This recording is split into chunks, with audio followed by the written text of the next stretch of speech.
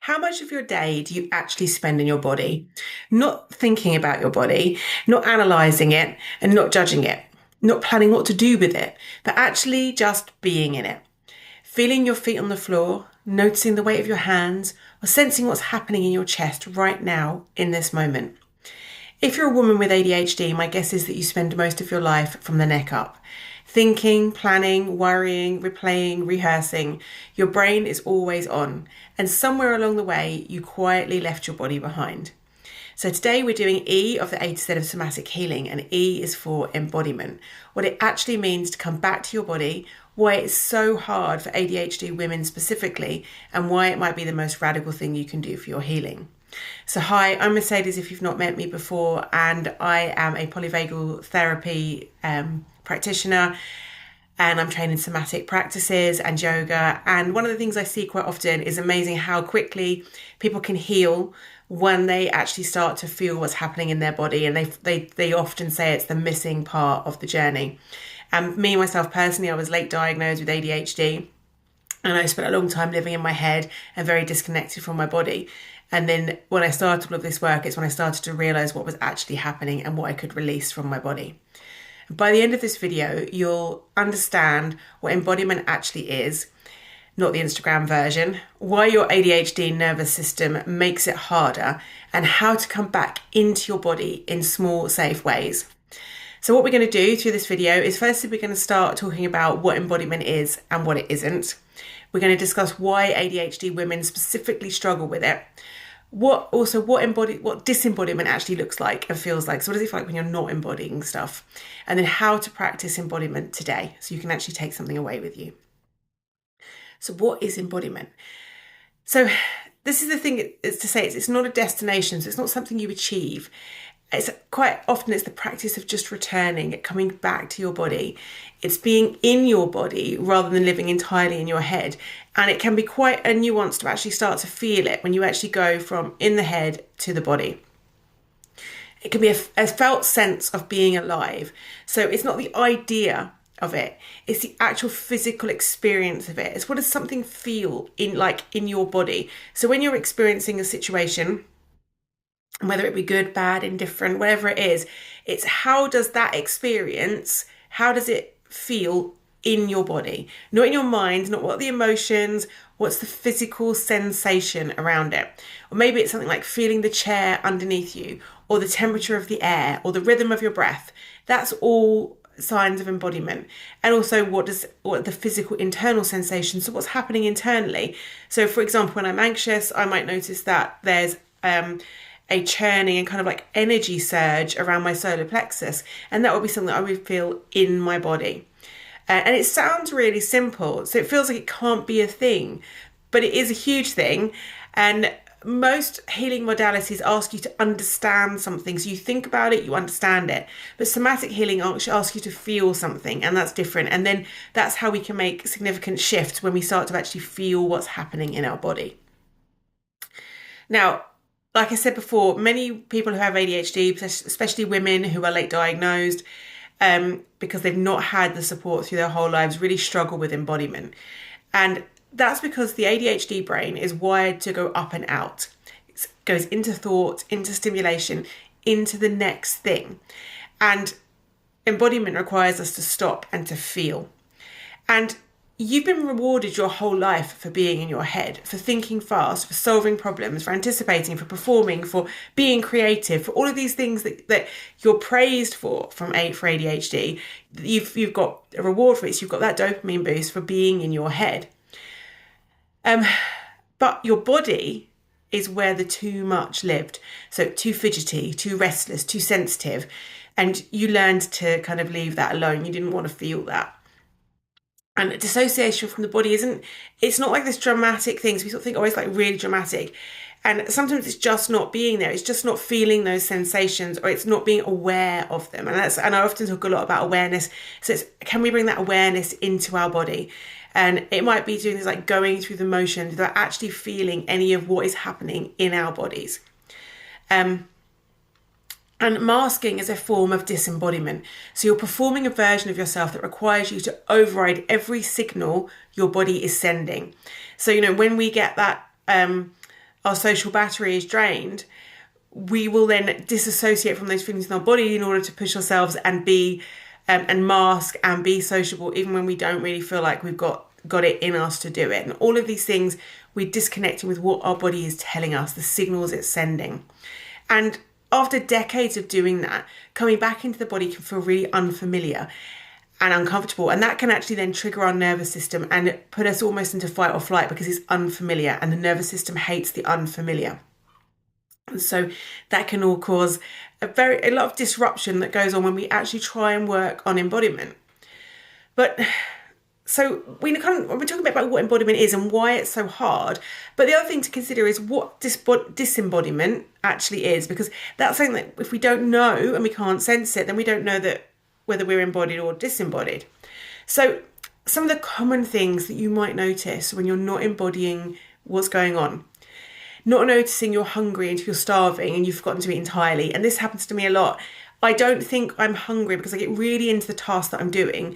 And then I suddenly think, oh my goodness, I'm absolutely starving. And that's when I eat rubbish food because I don't have the energy or the brain power now to cook because I'm so exhausted from not eating. Or not realizing you're tense or in pain. So you might be really tensing muscles, but not realizing that because you're not embodying what's happening in your body. Or someone asks you, how do you feel? And you answer with a thought, not a sensation. So you sort of say, oh, I'm thinking about this. Or you answer with how you're thinking, not with how you're actually feeling. And it can feel like you're watching your life from behind glass. So you don't actually feel like you're part of that because you feel like it's kind of like happening over there. And that's because your head and your body are disassociating. And it can also be, so this can show up in our emotional dysregulation where we can be really surprised by our emotions. So when anger or tears come up and they seem to come from nowhere, and we're like, well, I don't know where that came from. And that's because we weren't feeling our feelings right at the beginning, and we don't feel them until we have the big explosion. And then it's like, oh, okay, didn't realize that was actually even on the cards. And it can be going through an entire day not being able to remember physical sensations. So we just can't tune into what's happening for us on a day-to-day basis. Or feeling numbness that isn't sadness. And it's not just absence, it's like you're not there. You feel really numb. And you're absent from what's going on. So you're absent from your body. And for me, it can show up in so many different ways. And another one, a great example is I often don't realise I need to go for a wee until I'm absolutely desperate. And it's like my brain and my body are just disconnected. I'm not listening to those signals in my body. I'm not like, oh, this is like something I should be paying attention to, because I'm not paying attention to it. And that's come from years of disembodiment. And when I didn't have a language for it, I didn't really know. I just thought, it's just the way I am. And now I realise, okay, actually there is a reason for it, and that's what happens. So now, how can you start practicing embodiment? Now you kind of know what it is and what it isn't. So what we can do is a practice of returning and not arriving, because you're going to leave your body thousands of times a day, and that's normal. And what you can develop is a practice of noticing you've left and coming back. So a bit like if you were meditating and trying to meditate, and we often think, and this is, people with ADHD can really struggle to meditate because they think they've got to have a totally silent mind, and nobody has that. But the key and the goal to meditation is to notice your mind has wandered and then bring it back. And that's the practice. Every time we notice and we bring it back to the center, it's practice. And it's the same with embodiment. The practice is every time we notice we're not embodying how we're feeling, we just bring ourselves back to sensing what's happening in our body. So you can pause right now, whatever you're doing, just stop what you're doing and ask yourself, on a scale of 1 to 10, how embodied do I feel? So what sensations can you feel in your body? What are you aware of? If you're not aware of anything, then you're not embodied at all, so you have a 1. But if you're got a really strong sense of your physical sensations that are going on around you, then you're going to be a 10.